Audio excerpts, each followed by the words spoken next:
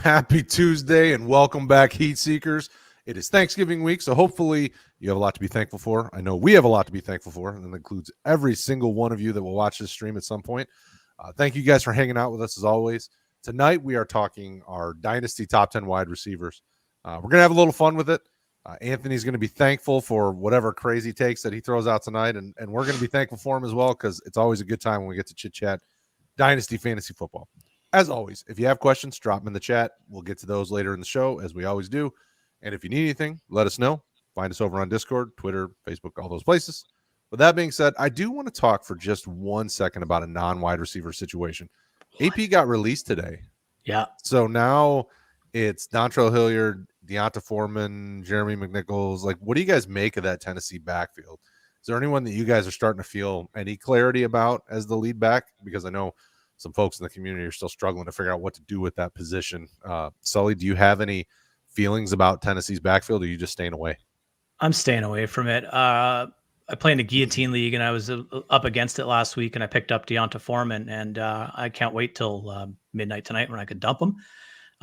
There's really nothing there that I'm excited at all about. I think Derrick Henry, as much as I've kind of ragged on him, more so to sell him than anything else, it's clearly evident that he is the driving force of that offense. Like Ryan Tannehill's kind of fallen off in a big, bad way. So, no, I don't think there's really anything in that offense that I'm looking for. In Dynasty, if I have them on my rosters, I'm not going to dump them. I'll keep them and hold on to them. But AP, I didn't think that made much sense in the first place. Like, he wasn't even the best running back to get released today. So, it is what it is. Mr. Leone, Anthony, what do you make that?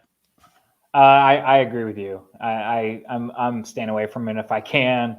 I have a league where I'm like just desperately looking for an RB2. I'm pretty. It's my one redraft where I'm not officially eliminated, but it's pretty close to eliminated. And I might, if I could start Deonta Foreman, of all of them, that's probably the guy I would go with. But it's not really something I'm looking forward to, and I agree with you. I'm going to avoid it if possible. Yeah, I have in one of the Roto Heat, the V2 Superflex tight end premium on. All my running backs keep going to IR. You know, I just got to add Michael Carter to that list here in a minute, and I'm really only rolling with Leonard Fournette. I have Mike Davis, Tevin Coleman, Deonta Foreman, and I'm putting in a bid for Dontrell Hilliard, hoping that Kareem Hunt comes back and I don't have to play any of these other running backs, because the rumor is Kareem Hunt's practicing this week.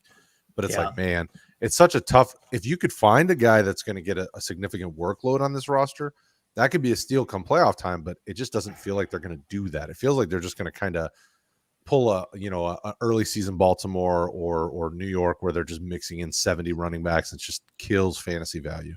Yeah, like I wouldn't be surprised if Deontay Foreman rushes for 80 yards this week. Like, I really wouldn't. And I also wouldn't be surprised if Hilliard catches 6 passes for 70. But I have no faith in it. I guess in that old gun to my head league that I play in, Hilliard would be the guy that I would pick up, I guess. But Lord help me if I'm ever starting him. Yeah.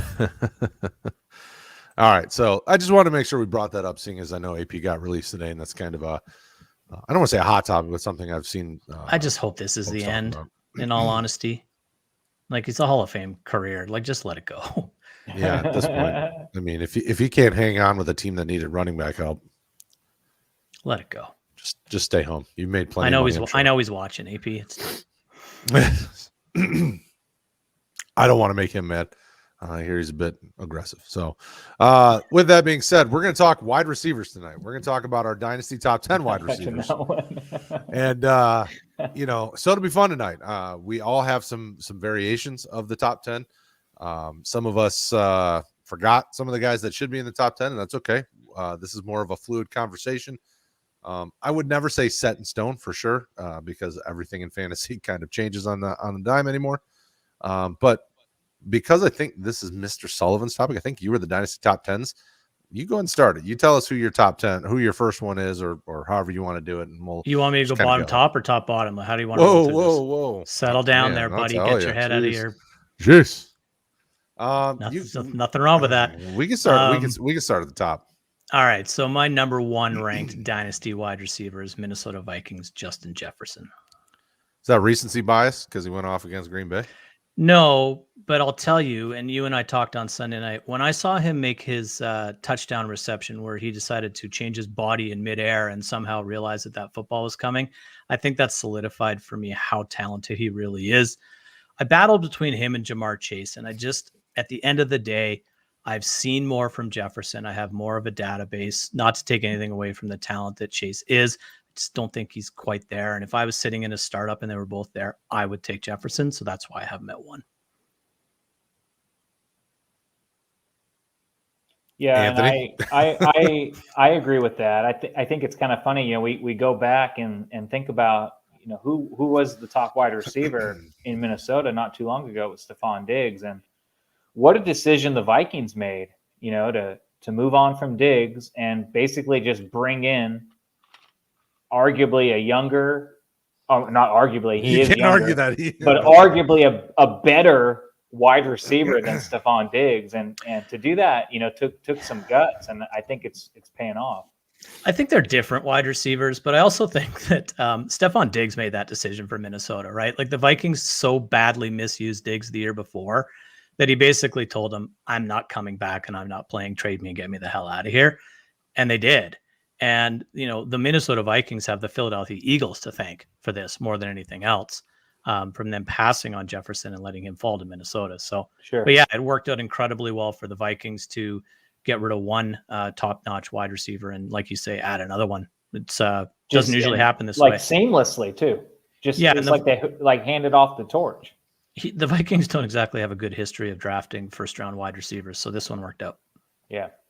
Well, I would arguably, outside of Moss, there's not very many first-round wide receivers they've drafted that I think are at this level, especially at this age. I mean, Moss is about the only one I think of, but he wasn't a first-round pick, was he?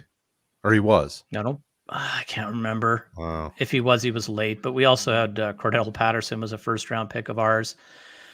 Some would argue this year he's finally proven that he was worth it. Yeah, Moss was a first-round Who else pick. was it? Same year Moss. That Baltimore drafted. Oh, what's his name? Who's the other guy? William. It's not Tajay Sharp. It's not. Who's the guy that Baltimore drafted that always? Was it Perryman that they drafted first round? That got Rashard Perriman was who they drafted in the first round. Yeah.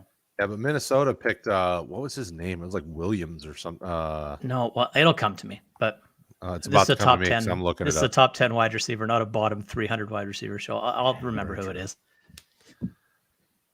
Brad, who's your top ranked Dynasty wide receiver? Percy Harvin in 2009, and then Troy Williamson. That's who it was. Troy Williamson. There's one other too. I'll find it. Oh, yeah, you can look. I just Googled it. Well, and it looks like Anthony was a Justin Jefferson guy as well. And Justin Jefferson's my number 2. Like, can you really? This is we're splitting hairs here on a lot of these guys. I'll say when it comes to the top, I think we will all the way through. Yeah. When it comes to the top guys, and we were talking about this pre-show. Anybody who's been following us here, you see all of our tier videos we do, and every week you've got so many guys that we put in a wide receiver 1, top 6, or wide receiver 1 overall tier. And it's like, man, there's so many good receivers in the NFL right now. That's why I've kind of followed the Rick principle of not worrying so much about the other positions, but building around wide receiver, because there is so many good receivers that you can play, a few good receivers in your lineup each week and still be able to win, even if you have, not elite running back play or not elite tight end or whatever. I mean, there's so many good receivers you can cover up for it. So for me, it's Jamar Chase. I don't know that he's going to keep up the pace he's on right now, but I do know that watching this kid, not only in college, obviously, but now his first 12 games in the league or 11 games in the league, 10 games, however many he's played, he's just so good. Like he's got those intangibles where at any given moment he could just take it to the house, and any given moment he could beat double, triple coverage. I mean, he can just do it all, and that's why I think you can build your team around him. I typically try to wait a year or two before I kind of say that this guy, anoint the guy is like the man. Man, it's so hard not to with Jamar Chase, because when I watch him, I don't think Calvin Johnson, but I have that same feeling where I'm like, dude, this kid is just different. Like, he just changes the way it happens, and you can't stop him. I mean, look, he's basically made T. Higgins and Tyler Boyd irrelevant, even though they're very talented receivers in their own right, So I mean, Justin Jefferson, Jamar Chase. I mean, they're just so good. Like I want to build my roster around them, and fortunately, I don't have any shares of either of them. Like I own 0 shares of both guys, mostly because my team's just never drafted that high to be able to take those guys. But I love them, both good players. Anthony, give us somebody who we haven't talked about, since we all have those top 2 in some order. Well, my third is DK Metcalf, and okay. Well, then we'll just go to Sully then. Actually, Brad doesn't even have DK Metcalf on his list. Now, I don't know if he just barely missed the cut or if it was an oversight or what, but I just think that, DK Metcalf, he's like 23. He came out. He just had a bad age means nothing to me. Age doesn't mean anything. Especially for wide receivers, I think it should come into play, because you're looking at a receiver who will probably be a wide receiver 1 for, 5 years easy. No, I don't know about that. I don't know the argument how right now he's a wide receiver 2. What do you mean? Who's his quarterback going for? Isn't he like number 20 or 20? Yeah, but we could say that about all. Who's Justin Jefferson's quarterback going for? Kirk Cousins. No, I don't think Kirk Cousins stays in Minnesota. He's not going anywhere next year. Okay, I don't know how you know that, for one. Well, for because two, of the dead cap for his contract, for one. Same reason Matt Ryan's not going anywhere in Atlanta. Doesn't mean or Jared Goff in Detroit. I don't think that means anything, to be honest. It means more to me than the guy's birth certificate, that's for sure. You've seen what's happened to DK Metcalf when Russell Wilson was gone. He disappeared. And with Russ less than 100%, he still disappeared. So, and I don't hate DK Metcalf. What do I have? DK Metcalf did fine with Geno Smith. In fact, you could argue he did better with Geno Smith than he did Russell Wilson. Sure. Look at his points. You always say go by points. Yeah. So tell me, how did he do? So tell me, what else do you want him to do? So the first game when Geno came off the bench, DK had, I believe, 2 touchdowns in that game. Okay. Was that against the Rams, right? Pretty good. Yeah, and I believe that was it. Is that bad? He had a touchdown the following week as well. Okay. So he's had a couple of bad games with Russell Wilson because Russell Wilson's hurt, but somebody came for the that's sort of my point, right? What? Like Russell Wilson's hurt. He's almost definitely leaving, though. That's the thing. I don't think that that's true. I absolutely do. I don't. Everyone said last year he wouldn't be here this year, and no one said that last year. There was rumors that came out late towards the season, and there was talks with Chicago, and Chicago offered them a boatload, and they didn't take it because Pete Carroll voided it. They had accepted the trade. Pete Carroll nixed the trade. That's what happened. Russell Wilson initiated that. They stink, and he wants out, and he's going to get out. Yeah, look, even if that's the case, how many quarterbacks are going to be on the market next year? From Aaron Rodgers, a good 5 or 6. Yeah, and good ones. Aaron Rodgers could get him the ball. If Jimmy Garoppolo doesn't stay in San Francisco, he could get him the ball. There's a lot of good quarterbacks that are going to be on the market that Seattle is going to be on the market for. Don't put Jimmy G in that category. Well, just Jimmy G distribute the ball. I think that's a good one. Yeah. I think Jimmy would be good for DK. But there's a lot of quarterbacks that are going to be out on the market this year that would. Wait, did Jimmy G get a deep ball? Did I miss something about his game? Because DK is much better when you give him something deep. I don't think Jimmy's as bad as everybody wants to make him out to be. I didn't say he was bad. I just didn't say he was good. I could easily see Aaron Rodgers in Seattle next year, for example, and all of a sudden, everyone's going to have a 360 Possible. on that or 180 Possible. on that take. But yeah, as a talent, I like DK. I just don't have him as high as you do. I have him at 7. I certainly don't dislike him. There's not a whole lot of gap between 2 and 7 for me. So, or 3 and 7 as we're talking. Sure. But Brad, can you answer why he's not on your list? I'm surprised. I don't have that same feeling about him. He's I would get so. When I think about Dynasty, I'm thinking about who am I building my team around? Who are those elite cornerstone pieces? And of the guys, one of the guys on my list is more silly than anything, just to mess with you. But DK is not a guy that week in and week out, I don't feel I can trust him as much as some of these other guys I have on my list, because he'll have those points in his year. And even look at pull up his, if you guys want to go by numbers. he had 4 super elite games. I mean, like real high-end wide receiver 1 games this year. And then the rest of them have been okay to 2 that were terrible. These last 2 weeks have just been terrible. Like if you start on these last 2 weeks, you probably lost because he just didn't do you any good. So, if I'm looking at high-end elite type production, I want a guy I can trust every week that I almost set it and forget it. Yes, guys will have crappy weeks from time to time. DK is probably more like the 10 to 15 range. I mean, I don't know that I would put him above any of the guys on my list except for the one that I'd put on there just to bust your balls. So I like him. I like him coming out. What's with the chat talking about tantrums with DK? I'm not sure. He's a bit of a diva. I mean, he's a bit of a diva. But which wide receiver in the league isn't? I mean, I think Jefferson. I think he's volatile, but I don't think it's to the Brown. point. I don't think DK is the distraction in Seattle that AB was in Pittsburgh. Debo. No. Basically, half of my top 10 lists are not divas. Laquan Treadwell, Brad.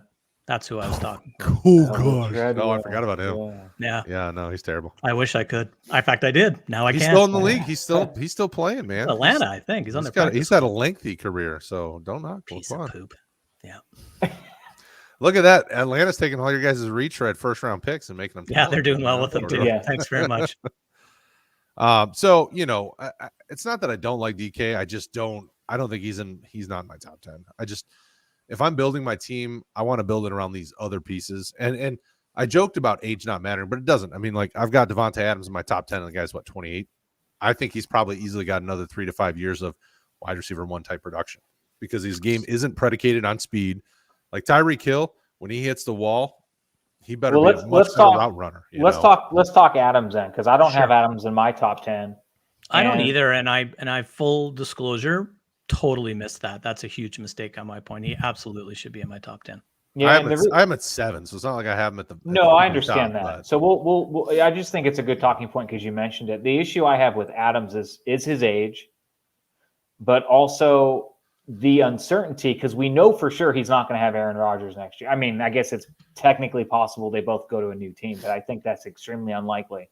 I agree. And that uncertainty kind of bothers me because yes, his game isn't predicated on one thing, but it really is predicated on Aaron Rodgers. It's not though, because the year that Anthony Barr broke Aaron Rodgers' collarbone and Rodgers missed the rest of the season, Devonte Adams was wide receiver 11 with Brent Huntley. Yeah, but that was also when Adams was 5 years younger. I mean, I don't know. That's I don't understand what your fixation on age is. Because when you're older, he likes them young. I do like them young. When you're older, you get hurt more. And that's not true. Of course it's true. No, it's not. It is true. And it takes longer for your body to recover. That is true. It takes you longer to recover, but it doesn't make you more susceptible to injury with your age. Ask Tom Brady how that works. No, but it's half a dozen, 6 in the look. If you get hurt and it takes you 3 weeks to get better, that makes you more of an injury risk than someone who is 5 years younger and can play the next week. Not if they're nowhere near as good as you are, though. Like real life football and fantasy football don't always agree with each other.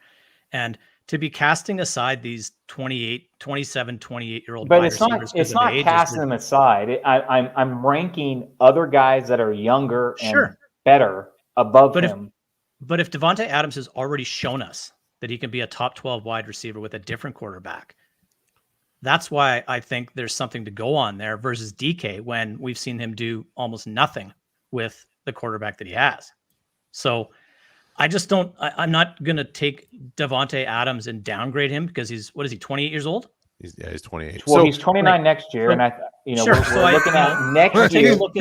That's what we're doing. We're doing 22. Absolutely. 22 top 10. Absolutely. And like I said last week, I do my dynasty rankings based on 3 years, but I look at guys like Roddy White. I look at guys like Julio Jones. I look at, a lot of wide receivers that have played well into their 30s. And Devonte Adams is another one of those guys that's going to play well into his 30s. Is he better with Aaron Rodgers than without? Absolutely. Yeah, but for every guy you can name that has played well into their 30s, I can probably name 2 more on top of twice as many who haven't. That were good when in their 20s? Oh, yeah. Oh, easy. Sure. I mean, there's always this. So I've given you 2, so give me 4 based on your logic. Go ahead. Well, we can start with Jordy Nelson. He comes to mind. Okay. I mean, there's so many. Randall Cobb, obviously. There's so many. This Terrell should be easy Owens. for you, Anthony. Terrell Owens. Terrell Owens played well into his 30s. Thanks. And not well. Really? Yeah, really. Okay. I mean, shoot, man. I mean, it's So let's set a baseline. So do you think a wide receiver in fantasy can be relevant to 32? I'm just giving you a specific number, 32 years old. And either one of you can answer it. Yeah. no, So Des Bryant. I'm cutting it off at 32 just to say that, just for the fun of it. I think 32 is a tipping point. I think 33 was the year that Roddy White fell off, and I think how old's Julio? Because he's close to that right now. He's well, right there. Yeah. So that's sort of, again, just going off of what I can recall. That's Because in my mind, elite that's my receivers. number. Green? I mean, there's Well, yeah, so many AJ guys, Green man. injuries have been brutal to AJ Green. Like he Yeah, it's probably because could they have get been one better, injury and then they get hurt and then they can't recover and then it keeps compounding because they're older. AJ Green was drafted the same year that Julio was, 2011, I believe, or 2012. AJ Green was the top ranked first drafted wide receiver, and Julio was second. They're both Hall of Famers, and they're both playing still. Yeah, Julio is 32. He'll be 33 next year, Anthony. 33 next year. So just put it out there. In a couple of years, we're going to be having the same conversation about Devonte Adams. So yeah, so if we're doing a startup draft, like you said, Brad, you want to have a cornerstone to build around. Adams is not that guy, in my opinion. He's just not that guy. Well, he is, because if you're looking at Dynasty in a 3 to 4 year window, in 3 to 4 years, he still has the ability to be an elite high-end wide receiver one. So that's where I'm at. Typically around 31, 32, depending on what my team looks like. If the receivers on my team that are high-end pieces and my team is not really at a place to compete anymore, that's when I start thinking about really trying to get rid of them. 30, 31, 32, somewhere in that range. Devonte Adams, even if I take my own thinking there, Devonte Adams still gives me another year to 2 years of high-end wide receiver one production before I start considering getting rid of him. So for me, I'm okay with building my team around that, because most of the time, the way that I run my teams, most of these guys ain't going to be on my team anyway, because I trade so stinking much that these guys move from my team on the regular. But, a 3 to 4 year window, I feel good about everybody on my list being very relevant in the wide receiver one conversation in the next 3 to 4 years. Probably elite wide receiver one conversation. Just a quick update. In 2008, Terrell Owens was the wide receiver 11. He was 35 years old. Mm-hmm. Did he maintain that in the years prior to that, or was it kind of a one-off like the years prior to it? The guy had 16,000 receiving yards. All right. At the age of 35, he was wide receiver 11. So if you bailed on him at age 28, you gave up on seasons of 14, 16, 17, and 13 touchdowns because you bailed on him at age 28. Okay. Just because you were telling me how he wasn't good when he got older. All right, so very true. You may have picked one of the many outliers in this conversation. So wide receivers, I'm not the one who brought him up. Very true. Wide receiver is one of those positions where you can be good into your 30s. Running back, there are some that have done it. AP's had some moments, but they're just very few and far between. Wide receiver, I feel better about into their 30s being, if you're an elite player with more than one thing, you can't just be a speedster and be elite at a speedster and then be a terrible route runner. And then once you get to your 30s and you slow down, it's just not there. You have to have multiple pieces of your game. The guys on my list have multiple facets of their game. Good route runners, good high point catching the ball, good speed, being able to take the top off the defense if need be. I mean, there's so many factors about these guys that I feel good about them. I mean, Devonte is a very talented player that I sold my one share of Devonte Adams going into this year because my team was not competing, and I turned it into Najee Harris, multiple firsts, and something else, if I remember correctly. That's a great trade. It was a ton of pieces. Like, that's how good this player can be, that going into this offseason, if you decided, hey, it's time to move him before he hits 30, you should still be able to get a high-end piece and, picks or whatever. He's just a really good, very talented receiver. So I'm a big fan. What I worry about is, like Jordy Nelson, Randall Cobb. I mean, we've seen it. They don't play football anymore. Jordy Nelson's not in the league, so I wouldn't worry about him. I think Jordy Nelson's a good point. Randall Cobb isn't. Randall Cobb only had one good season. Okay, that's fair. Yeah. But Jordy Nelson's a good. And if you're ball worried for sure. about where he goes to, I mean, you can't, obviously we can't speculate right now. When we heard earlier in the year, maybe going to the Raiders or one of those teams, like if he goes to a team with an established quarterback that can do some good things with the ball, like a guy like a Derek Carr, I still feel good about his value. Is he Aaron Rodgers? No, but I think you're starting Devonte Adams regardless of who his quarterback is for the next couple of years. He's might not be quarterback. Might not be your wide receiver 1. He might not be your wide receiver 2, but at worst, he's a flex for the next 2 to 3 years, regardless of who his quarterback is. That doesn't make him a top 10 guy, but that's how I feel about him. Right.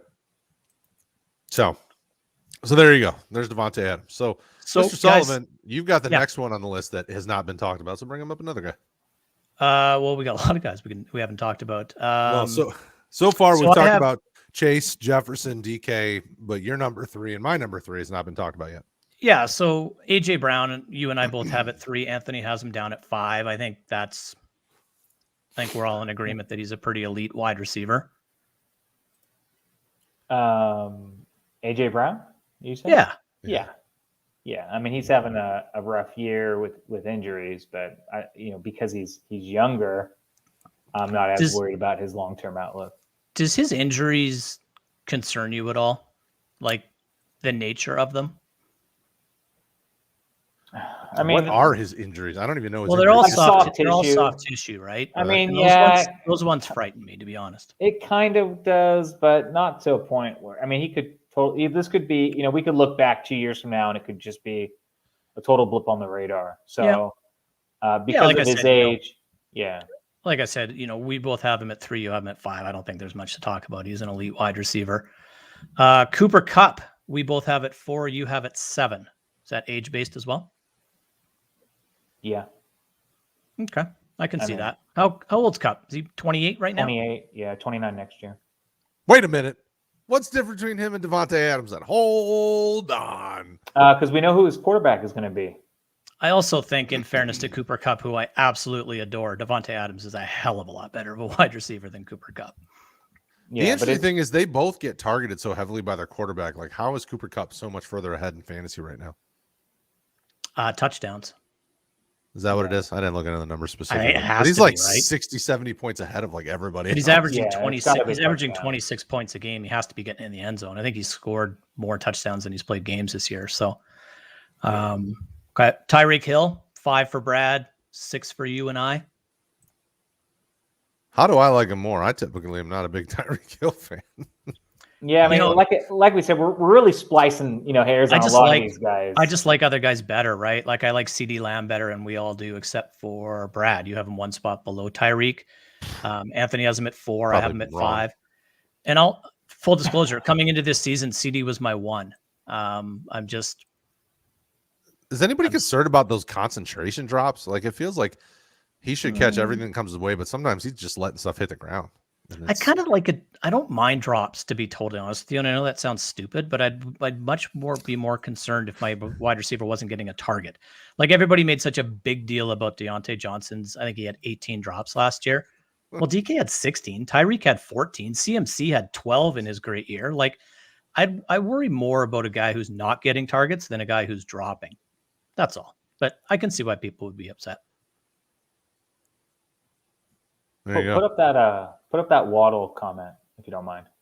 Waddle, none of us had Waddle on our list, but I think it's an interesting point because I was the only one who put Devonta Smith on one of our lists. I think Devonta Smith, given everything we've seen this year in his rookie season, I think he's top 10.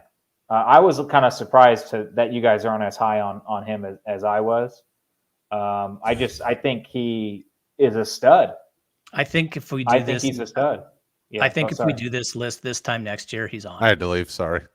I don't know what's going on there. I don't know. I'm just messing around. Smith is not in my top 12, but he's not far out of it. Waddle I really like as well, but I'm not sure Waddle's in my top 20 right now. I think I like Waddle more than Smith, though. Like, do you? I did watching the way Waddle plays. I think he's a smoother route runner. Like if you look at the tape, Waddle seems smoother in and out of his cuts. He's got the big play speed. I mean, it feels like he's got a couple pieces. He's got crappy quarterback play, just like Smith. But I don't know. It's hard, man. I like them both, but I had Waddle. I had Waddle ahead of Smith coming into the season, but I it just seems to me in the last 4 or so games, Devonta Smith figured out how to play wide receiver in the NFL. Like I think he had trouble separating in the first 2-3 games.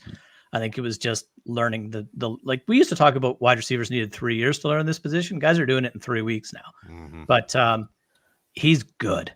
And he's proving that he's good. And his quarterback's playing better as well. But like I was saying when you disappeared there for a second, that if we do this list next year at this time, pretty sure Devonta Smith will be in my top 10 as well. Yeah, prior to this season, I traded Cortland Sutton straight up for Devonta Smith in a third back. That was during the draft. Get mad. That was during the draft. So I felt good about it then. I feel better about it now. Yeah. Brad may disagree. I want to be in a league with you so bad, so I can just. I think you capitalized on Cortland Sutton's value for sure there. Yeah, it was during the time when people thought, "Oh, Aaron Rodgers might come" and all that stuff. I was like, "No, I'm gonna get Devonta Smith now." You guys are woefully underappreciating the value Sutton has. Like Sutton has had crap for quarterbacks. He's had terrible quarterbacks. Yes, he got injured. Take that back about my friend Drew Lock. Yeah, is he in the room next to you? Because that's where his next job's going to be. Because Bridgewater's not that bad. Bridgewater's not good either. Like he's not good. He supported two top 12 wide receivers last year. Yeah, that's a myth though. Teddy has a less than 1 touchdown pass per game played in his career. That's horrific for a quarterback. Sutton has been not necessarily quarterback dependent because he's had terrible quarterback play, but he's produced well with crappy quarterback play. I'm not necessarily. I have him in my top 10 more as because I think the talent is there. I mean, he's just a big physical receiver that can do it all, and he's still young. I do like him better than. I like him on par with DK. If they were in tiers, I would have him in very similar tier because I think Sutton is a better hands receiver. He high points the ball better, and he's not a diva. I think they have very comparable speed when it comes to on field play speed. There's a lot about Sutton's game that just is not appreciated by the masses because he's just had terrible quarterback. I mean, look at this year. He's been targeted 43 or 67 times. Yeah. Caught 43 for 617 and 2. Like if he had more touchdowns, he would be significantly higher up in these rankings. But so would everybody else, though. Very true. But his team what's has Tim just Patrick's not been very good. What are Tim Patrick's numbers?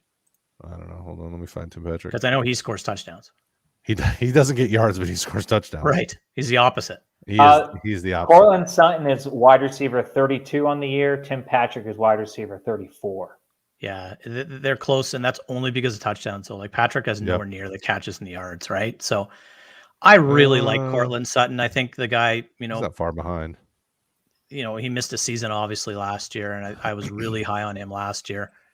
But this is a tough business, and we talk about how deep it is at wide receiver. Like, this time last year, I was a pretty big fan of Kenny Golladay, but the guy can't stay on the field, so he's nowhere near on this radar for me. And I had Golladay and Sutton sort of back-to-back in my rankings for the longest time. Now, Sutton's well ahead of Kenny Golladay. But that's mostly because Golladay fell so far. I don't think yes. I think Sutton it's both. Hasn't really risen, right? They both have fallen, but you're right. It's Golladay falling off way more than Sutton. But I'm not sure Sutton's in my top 20 right now. No.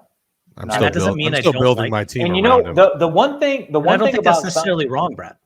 The one thing about Sutton that I was really disappointed to see was when Judy got hurt, it's like, hey, this is his time to shine. And yeah, he didn't disappear. He was having, double-digit games.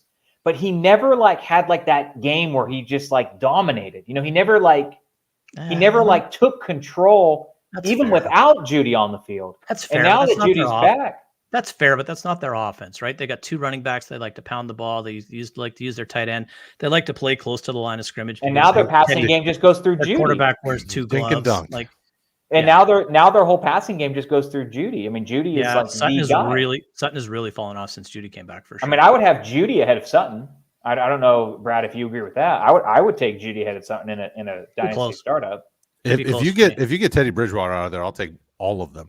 I'll take all those receivers because that's a very talented receiver core. I like KJ Hamler too. I've got some KJ Hamler shares. I really like that whole team. If they just had a there is not a receiver on that team I don't like. I like Deshaun Hamilton when he was on the team. I don't think he's on the team anymore. Yeah, I mean, they have talented receivers, but how about the quarterback / wide receiver / quarterback? What's that guy's name? I don't know. Oh yeah, I like Kendall Milton. I like that guy. Hilton. Hilton. Yeah. That's what it's Yeah. Hilton. Not Yeah. You better Hilton. hope he better hope he's related to Paris, because or else he's in trouble. I like that guy. No, he's good. He's okay in my book. Kendall Hilton, I think he had negative points there when he started at quarterback. That was okay. Almost like Dak. That was great. That was great. So guys, you guys both have Debo on your list. I don't. I think I probably missed something there. I probably should have him there. But the reason that I don't is because of the two guys that I have that you don't. And I have Calvin Ridley still in my top 10. And I have Cortland Sutton in my top 10. Sorry. No, not Cortland Chris Sutton. Godwin. Godwin. I got Cortland Sutton on the brain. Yeah, that's okay. Everybody should. He's talented. Yeah. So I believe that Calvin Ridley comes back next season. I do believe that he's done for the remainder of this year. And he's a top 5 guy for me. So if he does, you have every reason to think that. I'm not going under the assumption because he never said he was for certain going to be back. So I'm like, okay. Well, he did. That's fair. He did he? did say, yeah, I mean, if you read what he said, hey, I'm just going to take some time away and I'm going to come back and be a better version of myself. I mean, he didn't say. It sounded as if he's coming back. I mean, I don't. Look, mental health is a really, really tricky and dangerous thing, and I applaud the man for doing what he's doing. The reality is if he's feeling better, he has no reason to come back this season. Like none. That team is an absolute garbage heap. So why come back? Like take care of yourself, get your house in order, and if you feel like wanting to come back later, that's great. I think he comes back next season, and I think he's elite. So that's why he's down at 9 for me. Maybe I'm a little over optimistic about him. I don't know. Well, if he comes back, he's in that conversation very easily. He's a very talented receiver. I think there's just less risk with some of these other guys. That's very fair. I would take Devonte Adams over Ridley. No, I probably should too. It's just, I expect Ridley to come back, but there's always kind of that doubt in your mind, like, oh, is he gonna be gone again? Like, like you said, mental health is a serious thing, and I wish him the best. Totally. But there's always going to be that doubt. And whenever you attempt to trade him, Brad says he likes to trade in his leagues. Whenever you try to trade Ridley, that's what the other owner is going to be thinking. Like, and so that doubt is going to lower his value. And that's the one thing that, from a ranking standpoint, I hesitate about. I have a couple of leagues where I have shares of Calvin Ridley, and I'm trying to go all in for it this year, and I'm trying to move him, and I'm not getting even remotely what I would like. He's a good buy low. I mean, he's a good buy low. If you have an owner that, is making a push to win it this year, and, they're seeing, Ridley at the bottom of their bench on IR, just not doing anything, he's a guy to target, because I agree with you. I think he'll be back. Like someone in the chat said, he'll be dominant. I think he'll be dominant as well. And other guys are going to doubt him in the league, but those are the types of guys that you take chances on. Yeah, I don't disagree with you. I just, obviously, if he's in my top 10, I'm not going to be selling him very low, right? I'm going to sell him at the value that I think he is. So that's probably why I'm not going to be successful trading him. But it's even if I was selling him low, the offers I'm getting are pretty ridiculous. So I'll just hold on to him for now. So yeah, they said they traded him away for Odell and Dan Arnold. It's a great trade. And I'd rather have Ridley. You're right. So would I. No, he said he traded him away. He said I got him for Odell. Read the next comment. Oh, yeah, I guess so. Oh, okay. I don't like that. Yeah. Sorry. So I mean that's a trade where it's like, I'd give you Odell and Darren Arnold, get him, take the risk. That's a situation where I'd take the risk. But if Odell has a great end of the season, you win the championship, like Sully would say, hey, it's worth it. 100% Totally it worth is. it. Flags fly forever. But I don't like losing value like that. I like winning championships. So if you can win, go for it. Yeah. I'll worry about value next year in the draft. We'll argue about that all year long. No, why do we play this game? Seriously, why do you play fantasy football? You have a better chance. Do you play fantasy football to win? You have a better chance to win the next 3 years with Ridley. No one wins 3 years in a row in Dynasty. No one. That's not true. But even if that's true, look. Oh, I hear a Twitter poll coming. Look, even if that's Sully, true, all your millions and millions of followers need to respond. Odell and Dan Arnold don't guarantee you a championship. No, they don't. So I said I didn't really care for that trade. No, I understand that. Being said, if he wins the championship, it's a great trade. But you don't know if he's going to win the championship, so you have to factor in the value. Well, he's going to watch every single week, and he's going to come back, and he's going to show us that he won the championship. All right. Bring it home, Facebook user. Please do that. Yeah, do that. What do we got left on this list? We don't. We think Stefan Diggs. We haven't talked about Stefan Diggs. How did you guys put Diggs above Debo? That's what I want to talk about. Close. Not even close. No, not even close. What? Anthony, you ran a poll in our Facebook group, and 60% of the people agreed with us. It would be a lot closer too. That was before his last two big games too. It would be closer now.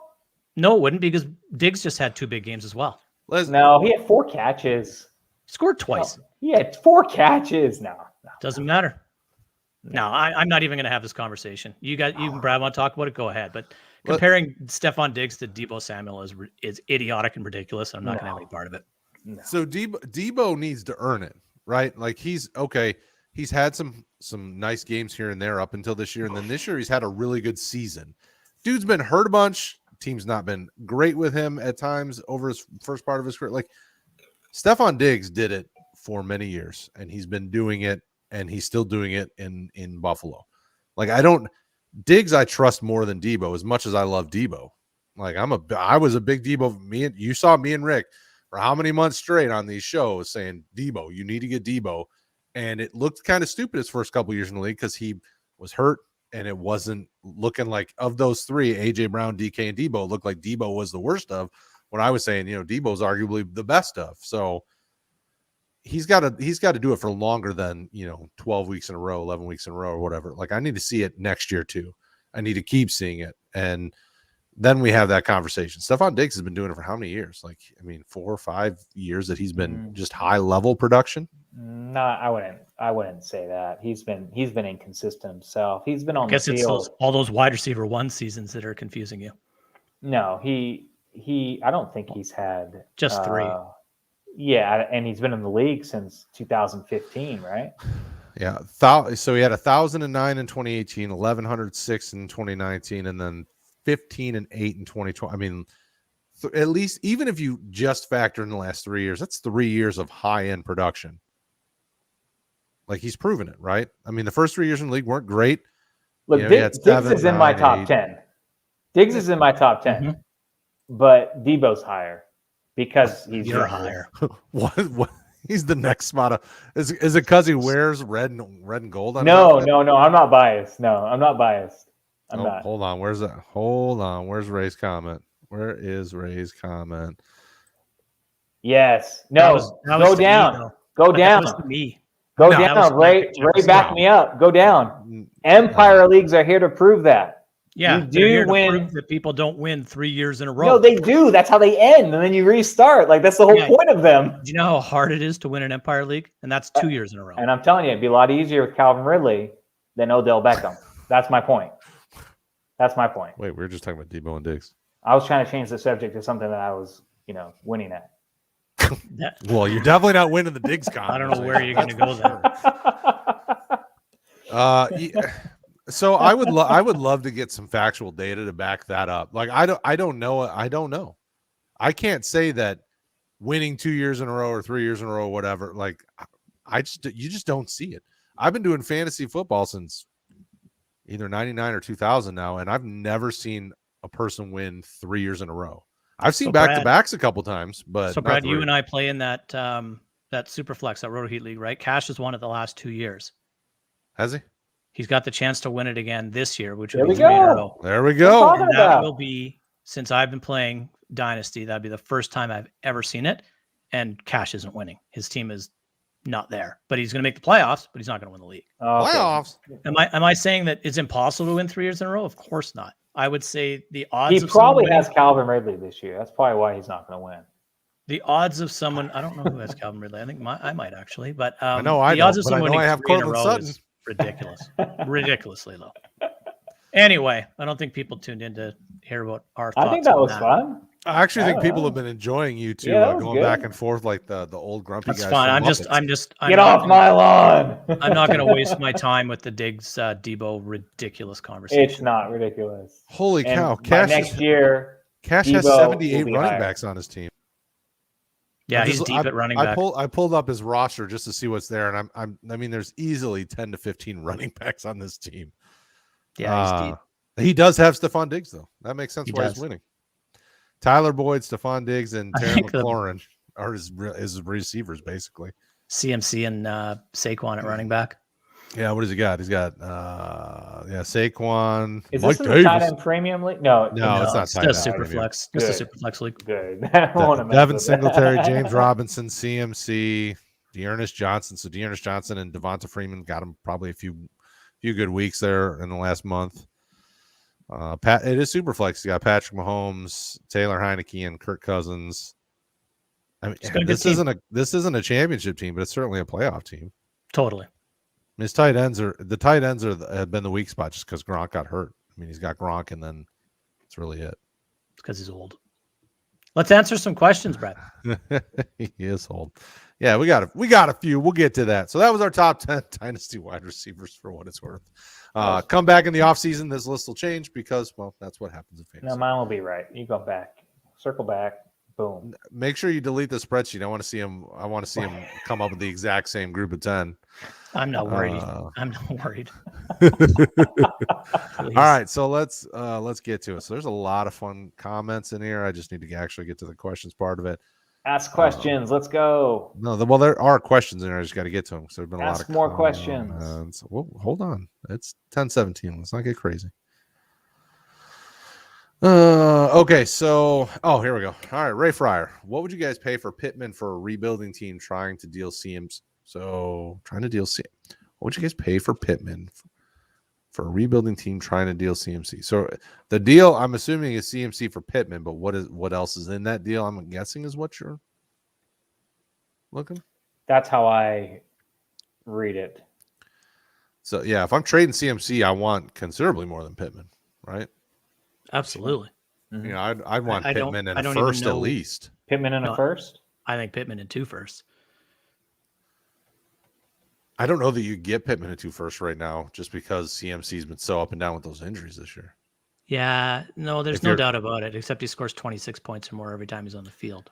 So I cannot discount the facts of the matter, but and I'm not saying I would get it, but I believe that that's closer to the value, or a top 24 player of Pittman, another top 24 in a first. But I think I would want 2 firsts. yeah, and he throws out here. How does Pittman, Freiermuth, a late first for CMC and Schultz and tight end premium?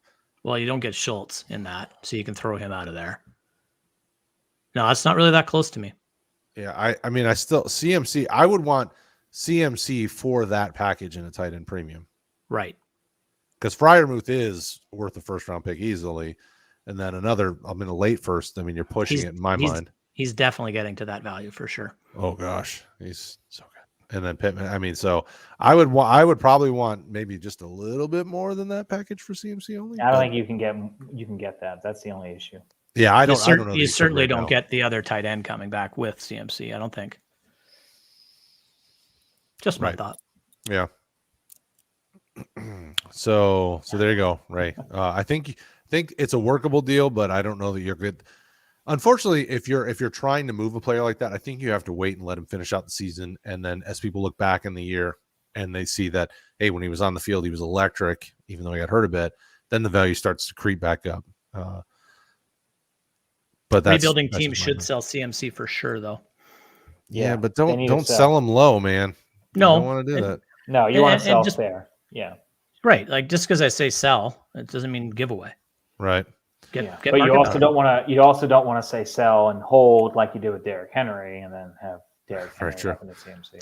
Yeah. All right. Yeah. Well, if I'd only been talking about selling Derrick Henry for a whole calendar year before that, but anyway, I know it's a fine line. I already sold him, so it didn't matter. Who to take at pick 3 in a dynasty draft? So that's a great question. There's not a lot of context to the question. Let's go 103 in a startup dynasty. Who are you taking? And he's joining his first Dynasty League this week. So what's a good drafting strategy? Oh, yeet ya. Let's now go. we're talking. All right. This is now fun. this is my game right here. Let's go. Okay, so let's start off with the first part. If you're picking at 3, Brad, who are you taking?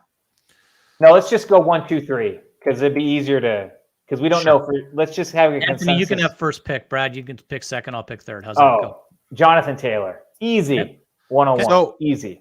So if this isn't super flex, so we gotta preface it. Oh yeah, Super flex quarterbacks are what's going first because this is joining his first Dynasty League.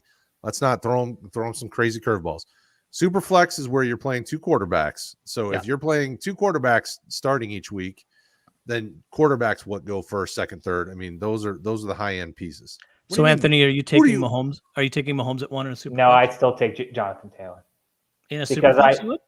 Because I'd be able to still start Kirk Cousins, Wow. Other guys that you can draft. Their quarterback's so deep. It's I mean, a you 1 can QB league. All right, so I will tell you. So the most recent league that I joined as Superflex just for the fun of it, so that you can see that the rest of the world doesn't necessarily see it the same way. Patrick Mahomes, Josh Allen, Kyler Murray, Dak Prescott, Justin Herbert, Lamar Jackson were the first 6 picks. So it was all quarterbacks. So I wouldn't say that I would take Jonathan Taylor 1 overall. I don't know that I would even. I struggle with this whole Patrick Mahomes 101 because there's so many nice quarterbacks that could go there. If you're drafted 101, I don't know that you can go wrong though, right? Like if you take your top wide receiver, your top running back, your top quarterback, they're going to be good. Okay, so what did we say earlier though, Brad? Wide receiver is super deep. That's how we led this show. We all know quarterback is super deep. There's only one position other than tight end that is very thin to have a stud running back. I mean, you talk about the difference maker. It's got to be a running back. That's why I always wait on quarterbacks, wide receivers in these sort of drafts, because getting those stud running backs. I think the argument can be made though that you can win a championship without a stud running back. Yeah, but it's a lot easier when you have the stud running backs and you're able to draft the wide receivers later, and then you can still get startable quarterbacks as well. I think it really comes down to what you're setting out intending to do when you start a dynasty. No, he says it's not a super flex. So it is a Taylor 1 QB league. Yeah. So Jonathan Taylor at 1 is fine. All right. So Brad, Jonathan Taylor. Probably. Well, I would probably go with CMC at 2 then. I mean, okay, and I would have bet my house you would have taken Najee, so I would take Najee at 3. If you had taken Najee, I would take Justin Jefferson. So what I was saying is I really believe it's what you have to set out and start your super flex or your dynasty startup with a plan. My plan when I draft my leagues is I'm looking in a 3-year window. So I typically don't take running backs very early in my startups. I take my young wide receivers that I feel that I can build around, and then I'll use my rookie drafts the following years to add running back talent or acquire them in trades or whatever else. I look at it as though, and this isn't the be all and end all way of drafting. It's just the way that I do it, because typically that wide receiver has a longer runway in terms of career length. It's going to take him a while to get up to speed. And once my wide receiver is into his prime, that's when I'm going to throw some running backs in there and go for a championship. So to each their own. That's how I do it. Yeah, no, and I like the strategy too. You can certainly build your team that way. There's different paths to glory, and you can certainly build around wide receivers, get your quarterbacks, and then worry about running backs later. Especially in PPR, it's a little bit easier. I'm good with that. I totally get it. Sometimes drafts go differently as what you were anticipating to do. You have to be flexible. You can win multiple different ways. So just don't lose on that value. My only question. I was going to say I threw our rankings link in the comments. Yeah. So if you need some help, you can always go over to rotoheat.com. We've got our rankings there, which are compiled by multiple people. So you can see Discord where up in there too, because I'm not sure how current those rankings might be. Yeah. My only question to Yeet is when is the draft? Can you say he says he's joining it. I've joined this week. Yeah, I've joined leagues though that don't draft until later in the year. And the one, if you can have the luxury to kind of wait and see how this year ends, Saquon Barkley is the one guy that I would consider above CMC potentially. Really? Potentially Najee. If he ends the year, think about it. He's 24. You're all over the map, man. If he ends the year as an elite league-winning type running back, I think he very much is in that conversation. But he's old, and he's old with an injury history. He's 24. He's not old. He's not old. He's not old. Running back years, that's dangerous. It's not. Yeah. It's not. No, So- I don't have a problem with that. But all I'll say is, so if you were in a startup 2 years ago and you had 101, who you taking? 2 years ago. And Nick, last year, who you taking? Saquon. Okay, and if you're not taking Saquon, probably CMC. So how did that work out for you guys the last 2 Not years? good. Not good at all. So we put so much value in running backs, and the reason we put so much value in running backs is because of the scarcity. We've talked about that a lot. But if you look at the top 12 running backs over the last 3 or 4 years, half of them are guys that you would never in your wildest dreams have figured that would be up there. Yeah. And I would say, I just want to throw out there for you. His draft is this Saturday. I'm also drafting with a bunch of dudes who are new to Dynasty. So, but not redraft leagues. I would say, fire up. I put the link to Discord in there, man. Jump in there, and you can always, while you're in the midst of your draft, jump into our chats and ask the questions. It's a free tool that a lot of folks in the Roto Heat community have started using, where you can have a lot of group think and a lot of conversations about who to draft and some of that, and just say, hey, live. You can just say, get them answered live. Just live. You say, hey, I'm on the clock. Who should I take? Right. And hit me up on there. Ton of really smart guys in our Discord. Yeah, there's a lot of good guys in there, and nobody's a jerk, so they won't make you feel like you're less than like someone. Leone, but he's here, so. So there you go. Yeah, hopefully we gave you some helpful tidbits. At the 3 spot, you're going to get an elite player. You're also going to have to think about how you want to build your team, because there's going to be some waiting periods depending on if it's a snake draft. I mean, you could be sitting there for a while, so you got to make sure you get you get your guys. And is this a fast draft or a slow draft? Like, are you going to have more time in between picks? Because if you do, you're going to get draft trade pick offers and if this is a lot of guys that are new to Dynasty, they may not open it up and go that bonkers. I mean, for new Dynasty leagues, true. I would be careful to kind of open the floodgates. Start low, start small. Just do a snake draft, let it go, kind of thing. Because that is easily, without a doubt, where I struggle the most in Dynasty is when I get draft day trades for picks. I'm the worst, so I just don't do it. Well, especially I struggle with the value of them in the startups when I'm getting like a pick. Yeah, like 17, 14, and this and that. And I'm like, I have no idea what the hell's going on. Yeah, no, I'm good with that. But I always say, if you're not sure, just don't do it. Because if you don't move, you're fine. Like I just look at it as though I don't know what this is, so forget it. I'm just gonna. Yes. Yeah. So do we think Gallup's going to finally shine this week with all the other Cowboys receivers out? I think he's got a good chance, right? Obviously, the Cowboys player that I believe shines more than anyone, though, is Dalton Schultz, and we kind of saw that towards the latter part of the Chiefs game when Dak puked all over himself and almost broke my heart. But Dalton Schultz was the only guy that he could get the football to. And but Brad, help me out. Who's the offensive lineman that missed last week? Tyron Smith. Oh yeah. He's going to be back, and that'll be a huge difference. And the Chiefs are a much better defense than I think a lot of people give them credit for as well. So, and CD has potential to be there. He's trending in the right direction in the concussion protocol and all that. So it's I'd bet against it, but what the hell do I know? True story. We only know half as much as we think. Cedric Wilson, or any interest in him, or who's that other dude that caught 2 touchdowns? Malik Turner, is that it? Oh yeah. No. If I'm not playing Gallup or Schultz, I'll just look elsewhere. I mean, you don't want to go super deep. All right, Aiden, welcome, my friend. What would you guys give up for McLaren? No players, picks only. Dun, dun, dun. I mean, it's at least 2 firsts, right? A first and a second? I mean, I somewhere think in first that and range. second. 1 and a 2, I think, for me. I would say to the owner, hey, I'll give you every single draft pick in my draft coming up. Like, you can take all my picks, first, second, third, fourth, fifth. Just take them all. Give me McLaurin. And Take 'em they all. might do it. They might do it. And really what you're only giving up is a first and a second. The third has some value, especially if it's a super flex tight end premium league. Otherwise, it doesn't have a lot of value. And if you can get a third on top of any trade to make it work, go for it. Fourth and fifth are basically nothing. So it looks like you're offering the farm for one guy, but in actuality, you're not really. I don't disagree with that, but I think the first and the second might get it done. So start there. Right.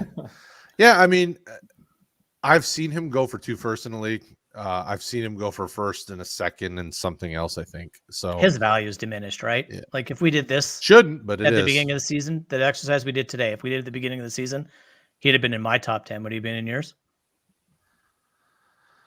I think, looking at the list I have, he probably would have been in there over Debo. He would have been pretty close, though. I don't think he's dipped that far for me, though. Okay. Somebody whose value's dipped right here, Hopkins. I mean, yeah. Going into the season, I mean, people were still expecting him to be premium. Now a first and a third. I mean, that's and good. Why has his value dipped? I think Injuries, there's 700 no receivers getting targeted. No, get out. No. If you look at, let's be totally honest here. If you look at his numbers, in Arizona, what is the one thing he's missing from Houston? Touchdowns. So when he plays in an offense in Arizona where Kyler runs a lot of touchdowns in, and there's a multitude of weapons in the offense, the touchdown passes have diminished. His targets didn't go down. His catches didn't go down, but he wasn't scoring. So that had an impact on him. And he's been injured. And I don't care who you are. I don't care if you're 12 or 75. If you're not on the football field, your value is going down. So is his age having an impact on his value? Absolutely. Is it the reason for it? No. Yeah. All right. So this is it. Facebook user, whomever you may be. It looks like the conversation is about trading away Chase for Barkley and Smith. I want Barkley and Smith if this is the conversation, just because I think Barkley I still think the best from Barkley is yet to come. Like, I'm still a guy holding out hope.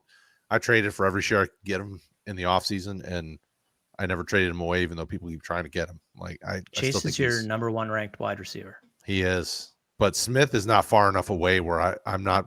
Barkley's probably in I can't remember where I had him, but got to be one of my top running backs. He was in your top 10 for sure. I know that much. Devonta Smith should be in your top 10 as well. No, I think I like Waddle more than Smith. I mean, that's why I can't put him in my top 10, because that conversation went through my head today. I did, but I don't know if I still do. Waddle and Smith are like so close in my mind. Okay, so to answer the question, would he have to add more? I don't think you would have to add more. I think it's fair as is. And if the Barkley and Devonta Smith owner wants Chase and something else, you can tell him to shove it. So, Anthony, would you, if you were the Jamar Chase manager, would you take Barkley and Smith here? If I needed a running back and I was making a playoff push, yeah, I would. I like the Barkley Devonta Smith side on value alone. I think it's a fair trade because I'm struggling with an answer. So clearly that's a fair trade. So right. I believe I lean the Chase side just because I'm uber concerned about Saquon, but he was in my top 10 last week. So I can't be that concerned. So it's very close. Yeah. I wouldn't argue either side of it. Before doing a trade, giving away a top asset like that, always double and triple check everyone else in the league first, because sometimes you'll get better offers without even really realizing it. I agree. So many times I've seen trades in my league, I'm like, holy crap, I would have given you way more for that guy than that. Right. So I agree. Yeah. Well, but the chats have to be active too, though. There's been a couple of leagues where after the fact, people are like, I'd given you more. I'm like, however, I done put out there that this person's available, and I never. No. You got to DM. That's true. You got to DM. You got to you got to slide in their DMs. You got to say, hey, I ain't got time for that. If I post that this guy's available, come at me. Like, no, I don't. Why do I have to? It doesn't work because it doesn't work. It's a waste of time. It's like totally using the little trading block on the app. It doesn't work. No. If you want to get a deal done, you message them. You have a conversation. That's how you get it done. People. We still got to find a league where I can get in trading with when Anthony. you put guys on your trade block, people stop putting your entire roster on your Yeah, trade block. Okay, and that's why it doesn't work. I know That's why. I know that you're like, oh, I will trade anybody. That's a natural assumption. Okay, I don't need to see these updates of 48 guys on your trade block. But to Brad's defense, it does work, and it has worked for him in the league that him and I are in. Every league I'm in, it works if people are paying attention. Every league is different. Every league is very different, though.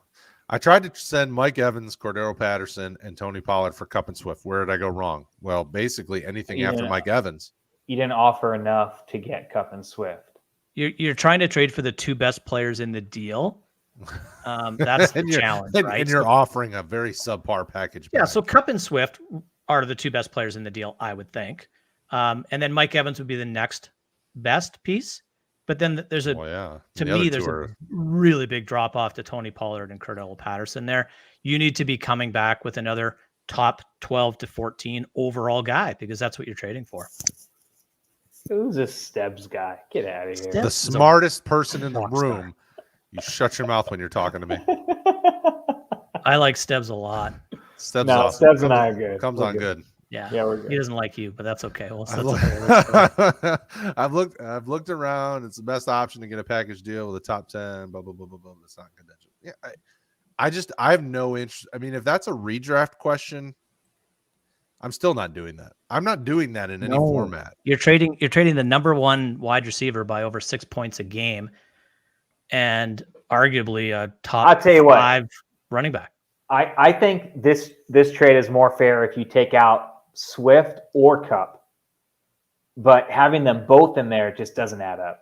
Right. I wouldn't do it straight up for either individual. Well, no, I would do it. Would you take Mike Evans, Patterson, and Pollard for Cup? Yes. I'm not sure I would.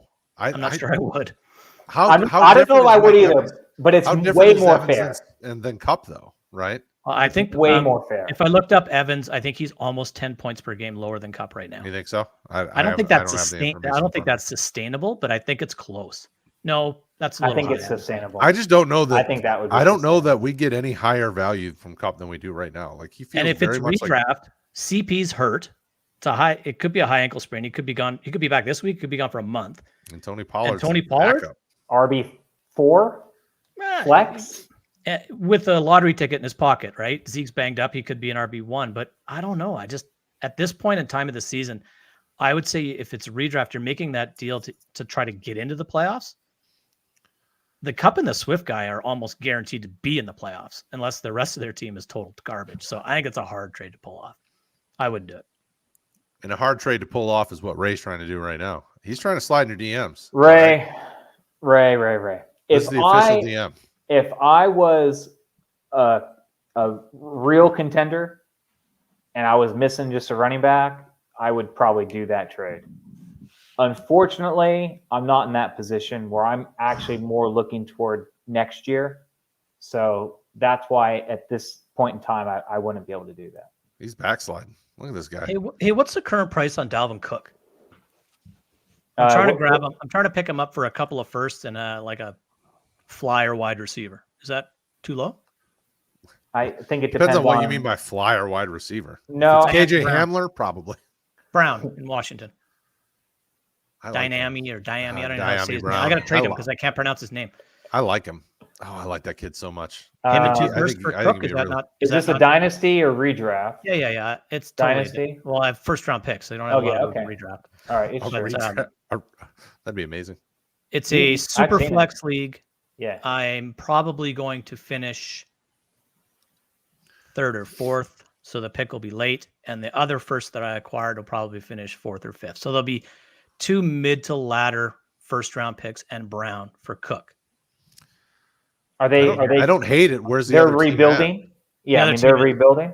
The other team is deep down there. Yeah. Does he know that? Yeah, he does. Because there's plenty of teams that. No, that's a good question, but yeah, he does, and he's full out trying to move Cook. So okay, I would see why he wouldn't do it then. What I would do is I would ask him, "Hey, who do you like on my team?" And he's probably not going to say Dami Brown, but he might say someone like Nico Collins, which is what happened to me in another league. I also have Nico Collins. So yeah, I had a guy. I was like, hey, who do you like on my team? He goes, oh, I like this guy. I'm like, you're not going to touch him. I like this guy. No, you're not going to touch him. And Nico Collins. And I was like, oh, you like Nico Collins? No, I didn't say it like that. I said, oh, okay, cool. Let's do a deal with Nico Collins. But I mean, of all the guys on my team, I was like, really? You like this guy? Okay, fine. And then it's a lot easier to get a trade done. It's a lot easier to get a trade done when they if like you, Sully, you may not have Nico Collins that much higher than Diami Brown. I don't. But if they do, then all of a sudden you're in business. I don't dislike this comment. I think he's probably right. I don't have 3 firsts. I have 2 seconds. Now is 2 firsts and 2 seconds too much to pay for Dalvin Cook? Because to me, it feels like it is. So if you're not entirely sure what the owner's looking for or willing to take, send them multiple offers. Send them 2 firsts and a player, and then in the comments put, you can have any one of these group of guys. Yeah, Nico, whatever, have that conversation there. Truth be told, send them 2 firsts, 2 seconds. I don't know if the owner is watching. He's a prominent Roto Heat Facebook member. I'll give you Brown and Collins with the 2 firsts. I don't care. Yeah, I mean, that's my thing. I would just talk to them, say, hey, who do you like on my team? Because sometimes you'll be surprised. And it's not a knock on any of these players. I mean, sometimes people just like certain players for whatever reason, and that's cool. More power to them. But if they're more attached to a guy than I am. I have Calvin Ridley and Michael Thomas on that team too. Maybe they like Michael Thomas. Then boom. Then you're on the way. And Ray, I have less than zero concerns for Dalvin Cook's off-field activity. I even forgot that even happened. There's nothing there.